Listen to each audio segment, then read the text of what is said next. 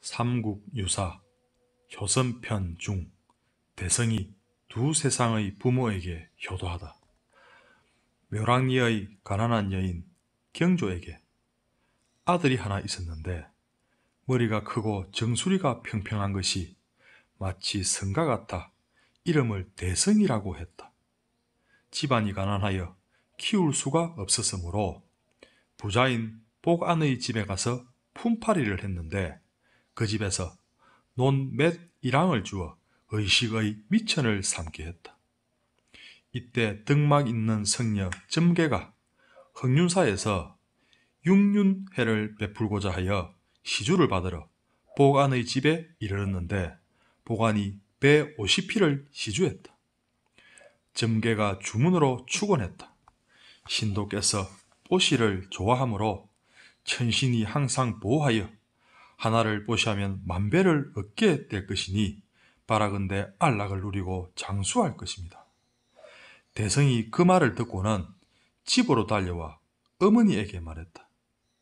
문 밖에 온 스님이 외우는 소리를 들으니 하나를 시주하면 만배를 얻는다고 합니다. 생각해보면 저는 전생에 좋은 일을 한 것이 없어 지금 이렇게 가난한 것입니다. 이제 또 시주를 하지 못한다면 오는 세상에는 더욱 가난할 것입니다. 우리가 품팔이로 얻은 밭을 법회에 시주하여 후세의 응보를 도모하는 것이 어떻겠습니까? 어머니도 좋다고 했으므로 밭을 정계에게 시주했다. 얼마 후 대성이 죽었다. 그날 밤 나라의 재상 김문양의 집에 하늘에서 외치는 소리가 들렸다. 모량리의 대성이란 아이가 이제 너희 집에 태어나려고 한다. 집안 사람들이 깜짝 놀라 모량리에 사람을 보내어 조사해보니 대성이 과연 죽었다고 하는데 하늘에서 소리가 들리던 날과 같은 날이었다. 김문양의 부인이 임신하여 아들을 낳았는데 왼쪽 주먹을 펴지 않고 있었다. 그러다가 7일 만에 폈는데 대성이란 두 글자가 새겨진 금패를 쥐고 있었으므로 이름을 다시 대성이라 짓고 그의 예전 어머니를 맞이하여 집안에 두고 함께 봉양했다. 대성이 어른이 된 뒤에는 사냥을 좋아했는데 어느 날 토암산에 올라가 곰 한 마리를 잡고 산 아래 마을에서 묵게 되었다. 대성의 꿈에 곰이 귀신으로 변해 시비를 걸며 말했다. 너는 무엇 때문에 나를 죽였느냐? 내가 다시 너를 잡아먹겠다. 대성이 두려워하며 용서를 비니 귀신이 말했다. 나를 위해 절을 지어 줄 수 있겠느냐? 대성이 그렇게 하겠다고 맹세하고 꿈에서 깨어났는데 이불이 땀으로 흠뻑 젖어 있었다. 이후부터는 사냥을 하지 않고 꿈속에 나타났던 곰을 위해 장수사를 세웠다. 이 일로 해서 감동하는 바가 있어 자비의 원력이 더욱 독실해졌다. 이로 인해 이생의 부모를 위해 불국사를 세우고 전생의 부모를 위해 석굴암을 세워 신림과 표운 두 성녀에게 각각 절에 머물도록 부탁했다. 대성은 아름답고 큰 불상을 세워 길러준 부모의 노고에 보답했으니 한 몸으로 전세와 현세의 두 부모에게 효도한 것이다. 이것은 옛날에도 듣기 어려운 일로 과연 시주를 잘한 징험을 어찌 믿지 않을 수 있겠는가? 대성이 석불을 조각하려고 큰 돌 한 개를 다듬어 감시를 만드는데 갑자기 돌이 세 개로 쪼개졌다. 그래서 분통해 하다가 얼핏 선잠이 들었는데 밤중에 천신이 내려와 감시를 다 만들어 놓고 돌아갔다. 그래서 대성은 잠자리에서 일어나 급히 남쪽 고개로 올라가 향나무를 태워 천신에게 공양을 올렸다. 그러므로 그 땅을 향고개라 한다. 불국사의 구름다리와 석탑은 그 나무와 돌에 새긴 노력이 동도의 여러 사찰 중 어느 것보다 뛰어나다.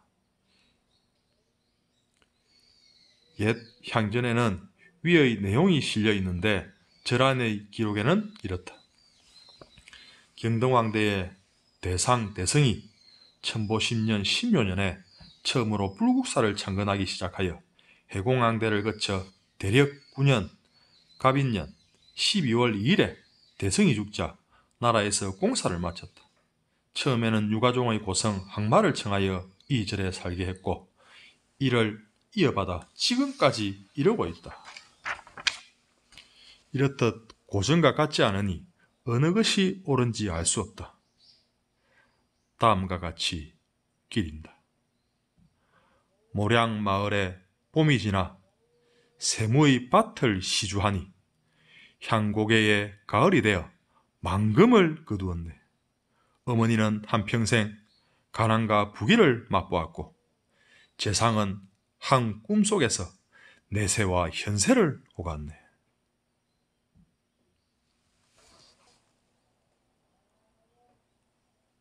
이 이야기에는 이런 대목이 있습니다.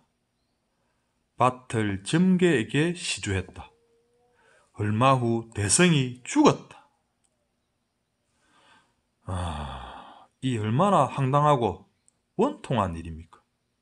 대성의 어머니 입장에서 보면 더 잘 살아보려고 시주를 했는데 생떼 같은 아들이 죽었습니다. 부처님이 믿고 세상이 싫고 얼마나 괴로웠겠습니까? 근데 약 1년 후 생떼 같은 내 새끼가 재상의 집에서 환생하여 모시러 옵니다. 얼마나 기쁘고 행복했겠습니까? 이것이 인생 무상 아니겠습니까? 내게 즐거움을 주던 상황이 언젠간 괴로움을 주고 내게 괴로움을 주던 상황이 언젠간 즐거움을 줍니다. 색적시공, 공적시색. 즐거움은 곧 괴로움이요 괴로움은 곧 즐거움입니다. 잘 나간다고 자만하지 말고 못 나간다고 주눅들 필요 없습니다. 어차피 내가 처한 상황은 무상한 것입니다. 떠오르는 생각을 다 믿지 마라. 내가 틀릴 수도 있다. 내 자신을 좀 더 사랑하고 내 자신을 좀 더 불쌍히 여기며 내 자신의 성공을 진심으로 기뻐하고 내 자신의 모든 것을 있는 그대로 받아들여라. 죽음을 잊지 마라. 윤회의 심판이 얼마 남지 않았다.